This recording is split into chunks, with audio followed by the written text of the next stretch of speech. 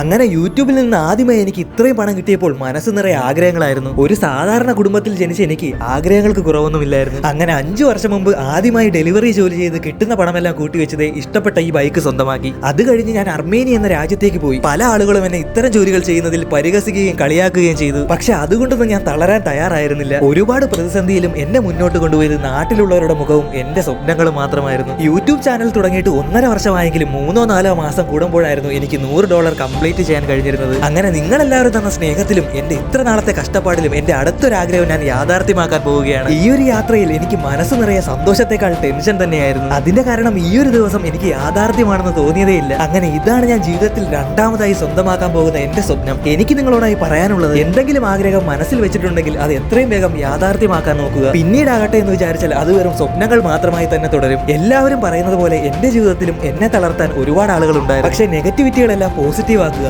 എപ്പോഴും ചിരിച്ചുകൊണ്ട് ഓരോ പ്രശ്നത്തെയും നേരിടുക. വെറും 0-ൽ നിന്നാണ് ഞാൻ എന്റെ ഓരോ കാര്യങ്ങളും തുടങ്ങിയത്. ഇന്ന് ഞാൻ ഇവിടം വരെ എത്തി നിൽക്കുന്നെങ്കിൽ അത് മാറ്റിവെക്കാത്ത എന്റെ മനസ്സ് തന്നെയാണ്. അങ്ങനെ ഈ ഒരു നിമിഷത്തിൽ എന്റെ സന്തോഷം പങ്കുവയ്ക്കാൻ എന്റെ ഫാമിലിയും നിങ്ങൾ മാത്രമേ ഉണ്ടായിരുന്നുള്ളൂ. ഒരു ഡെലിവറി ബോയ് ആയി തുടങ്ങിയ യാത്രയാണിത്. ആ ഒരു ജോലിയാണ് എന്നെ കഷ്ടപ്പെടാനും എന്റെ ലക്ഷ്യങ്ങൾ നേടിയെടുക്കാനും എന്നെ പഠിപ്പിച്ചത്. നമ്മൾ എന്ത് ജോലി ചെയ്താലും അതിൽ നാണക്കേട് വിചാരിക്കുകയാണെങ്കിൽ ഒരിക്കലും നമുക്ക് ഇതുപോലുള്ള സ്വപ്നങ്ങൾ നേടിയെടുക്കാൻ കഴിയില്ല. വീഡിയോ ഇഷ്ടപ്പെട്ടെങ്കിൽ ഒന്ന് ലൈക്ക് ചെയ്യാനും സബ്സ്ക്രൈബ് ചെയ്യാനും മറക്കല്ലേ. അപ്പോൾ അടുത്ത വീഡിയോ ആയിട്ട് കാണാം.